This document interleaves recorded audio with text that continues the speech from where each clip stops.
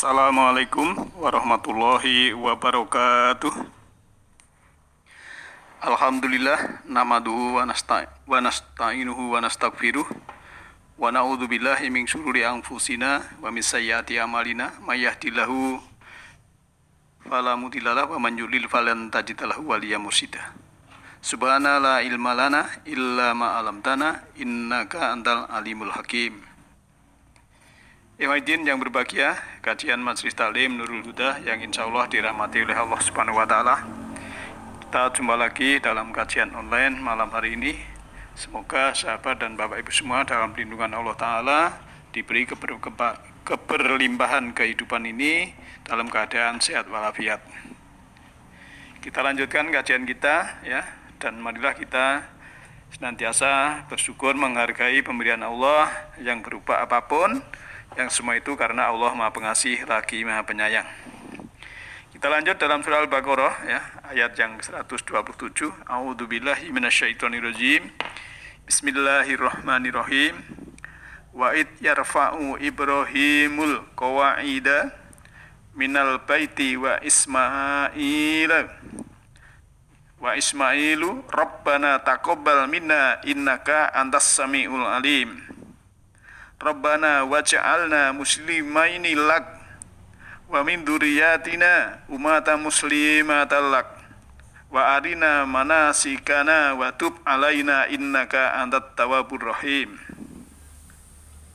Dan ingatlah ketika Ibrahim meninggikan pondasi Baitullah bersama Ismail seraya berdoa, ya Tuhan kami, terimalah amal dari kami, sungguh Engkaulah yang Maha mendengar, Maha mengetahui. Ya Tuhan kami, jadikanlah kami orang yang berserah diri kepadamu dan anak cucuku kami, juga umat yang berserah diri kepadamu, dan tunjukkanlah kepada kami cara-cara melakukan ibadah kami, dan terimalah tobat kami, sungguhnya Engkaulah yang Maha penerima tobat dan Maha penyayang. Ikhwanuddin yang berbahagia, mari kita lihat Arabnya ya. Kita kalau mengaji Al-Quran jangan hanya terjemahnya saja, tapi kita lihat Arabnya, aslinya, biar kita lebih paham. Seandainya ada terjemahan yang kurang pas, kita akan lebih mengetahui, kan begitu ya. Jadi wa'id dan ketika, yarfa'u itu meninggikan, Ibrahim al-qawaid. Ya, qawaid itu kalau secara syariat ya, pondasi atau dasar-dasar daripada bangunan fisik. Ya, minal baiti wa Ismail, dan juga Ismail itu, Ibrahim dan Ismail itu membangun ya dasar-dasar bait dari rumah. Jadi qawaid itu bisa diartikan secara hakikat adalah dasar-dasar akidah ya, dasar-dasar keyakinan, ataupun yang berupa intinya itu adalah punya tempat berpijak, tempat ideologi yang kokoh. Jadi yang dibangun adalah secara hakikat itu diri manusia ya, kan Baitullah ya, bait itu rumah Allah yang dalam arti fisik itu ya, kita bisa melihat Masjidil Haram dan lain sebagainya itu, tapi secara bait ya, karena Allah itu juga pernah istilahnya ada percikan roh pada kita manusia yang namanya qalbu manusia ya, disitulah yang kita bangun ya, dasar-dasar tempat berpijak ya, kita bangun Baitullah kita dalam arti ya, qalbu kita kalau sudah terbangun nanti akan menjadikan tinggi ya. Kemudian di sini juga Ibrahim berdoa, Rabbana, ya Tuhan kami, taqabbal, terimalah mina dari kami, innaka, sungguhnya Engkau, anta ya Engkau, samiul alim, Maha mendengar lagi Maha mengetahui. Jadi Allah itu Maha mendengar, Maha mengetahui. Kita sebagai hamba Allah ya, tidak usah berteriak-teriak kalau minta kepada Allah. yang kita ucapkan secara halus, lembut, pelan saja Allah sudah mengerti ya, sebagaimana dalam surat Al-A'raf ayat 55 dan surat Al-A'raf juga ayat 205 itu. Kemudian juga berdoa, ya Tuhan kami, jadikanlah kami orang-orang yang berserah diri kepadamu ya. Ini spesifik sekali. Karena Ibrahim dan Ismail itu kan berdua, Rabbana waj'alna muslimaini lak ya. Ya Tuhan kami, jadikanlah kami dua orang yang berserah diri, muslim, laka kepada engkau. Jadi kalau ayat 126 kemarin ya, berdoa untuk negeri ya, bukan untuk dirinya, tapi untuk di sini sudah masuk ke wilayah keluarga dan juga keturunan ya, supaya keturunan ini menjadi orang yang berserah diri, dan juga umat. Nah ini kan juga yang berserah diri, levelnya sudah memikirkan orang lain, bukan hanya dirinya sendiri waktu berdoa.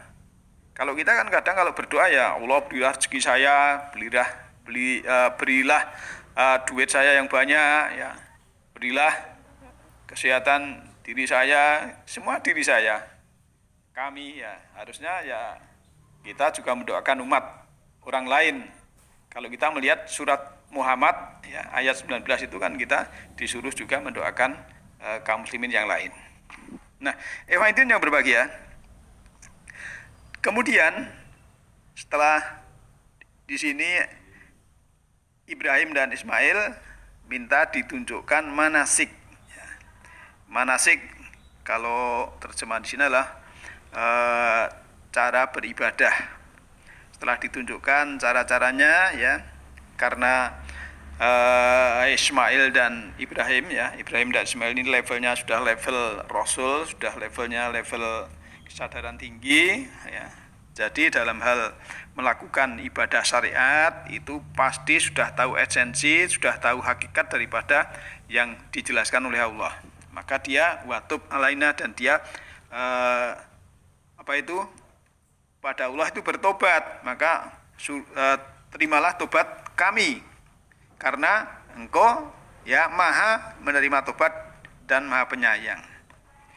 Jadi Allah itu maha menerima tobat dan penyayang ya, tetapi ya kadang kita melihat orang yang masih pikirannya beku ya, kadang mengatasnamakan agama, mengatasnamakan Allah ya, itu sambil nuding-nuding orang lain ya, mengatakan kafir dan mengatakan yang tidak baik ya, bahkan kadang berteriak-teriak ya Allahu Akbar sambil melempari rumah orang ya, teriak-teriak Allahu Akbar sambil merusak warung. Lah ini kan namanya bukan mewarisi sifat-sifat Allah yang pengasih penyayang, dan juga istilahnya Allah maha lembut.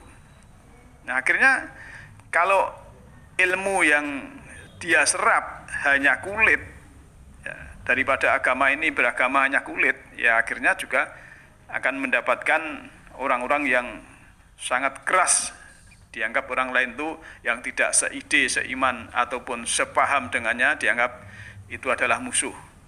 Inilah yang harus kita insafi, jangan sampai kita seperti itu. Islam itu rahmatan lil alamin, Islam itu adalah damai.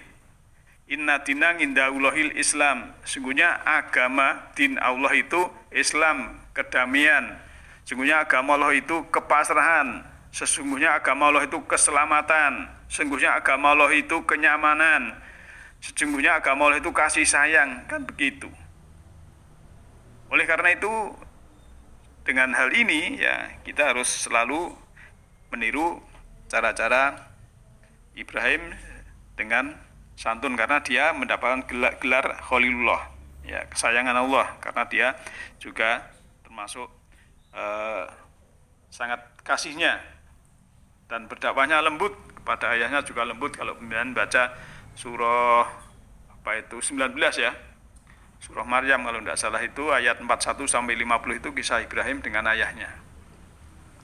Maka Ibrahim menjadikan dijadikan sebagai uswatun hasanah ya. Dalam surat 60 ayat 4 itu kan ada kalimat qad kana ya.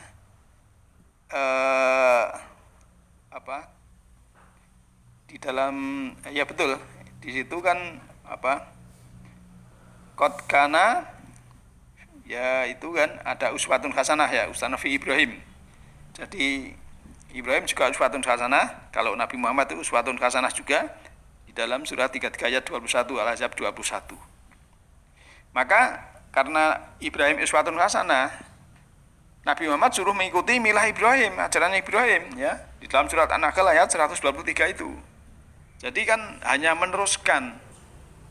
Karena di sini Ibrahim sudah minta ditunjukkan manasik, cara-caranya, khususnya tentang ibadah. Kalau dalam tafsir ya di dalam kurung haji, sebenarnya ini ya menyeluruh ya. Kemudian ayat 129, ya Tuhan kami, utuslah di tengah mereka seorang rasul dari kalangan mereka sendiri, yang akan membacakan kepada mereka ayat-ayat-Mu dan mengajarkan kitab dan hikmah kepada mereka dan menyucikan mereka. Sungguh Engkaulah yang maha perkasa lagi maha bijaksana. Dan orang-orang yang membenci agama Ibrahim hanyalah orang-orang yang memperbodoh dirinya sendiri. Dan sungguh kami telah memilihnya Ibrahim itu di dunia, dan sungguh di akhirat dia termasuk orang-orang yang soleh. Ingatlah ketika Tuhan berfirman kepada Ibrahim, berserah dirilah. Dia menjawab, aku berserah diri kepada Tuhan seluruh alam. Dan Ibrahim mewariskan atau mewasiatkan itu kepada anak-anaknya. Demikian pula juga Yakub, wahai anak-anakku, sungguhnya Allah telah memilih agama ini, din ini untukmu, maka janganlah kamu mati kecuali dalam keadaan muslim. Ini kisah Ibrahim yang sangat luar biasa dalam surah Al-Baqarah ya. Ini 127 sampai 132. Ada kisah yang penyanyi bisa baca sendiri ya. Nanti bisa melihat bahwa di situ banyak sekali pelajaran-pelajaran yang kita ambil, termasuk dalam doanya ini dan juga dari membangun akidah untuk diri kita, cara-cara berdoa untuk keluarga. Kemudian juga yang namanya milah Ibrahim itu harus diikuti, termasuk Nabi Muhammad juga mengikuti. Karena sudah dipilih ya oleh Allah, disebutkan istofainahu fid dunya wa innahu fil akhirati laminas sholihin. Jadi nanti di akhirnya juga orang soleh ya.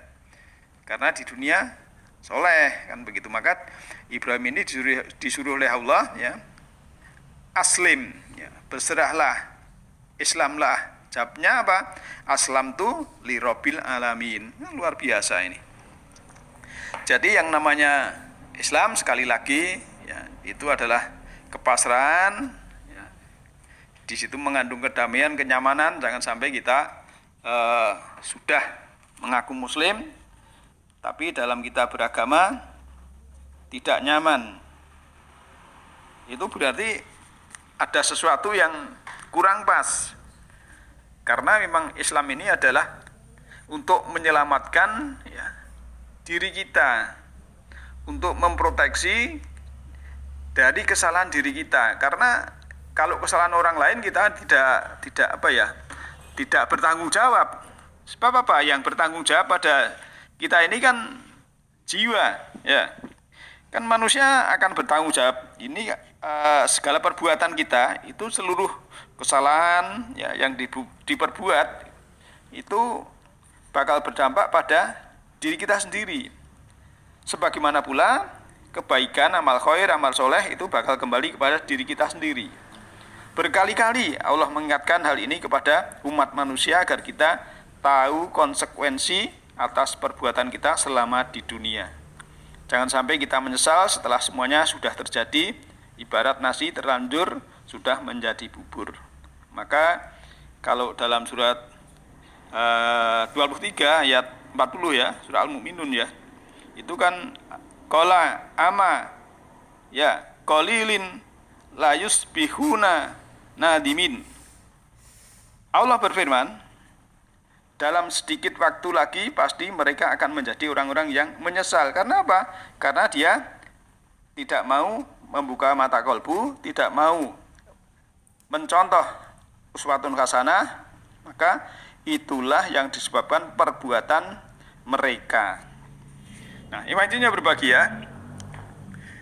Oleh karena itu, dengan adanya kisah Ibrahim ini secara pragmatis, ya kita harus sedapat mungkin juga bisa menjadi seperti Ibrahim, berusaha. Karena yang namanya kisah itu kalau cuma dibaca tok, ya cuma dibaca doang, kita tidak dapat apa-apa.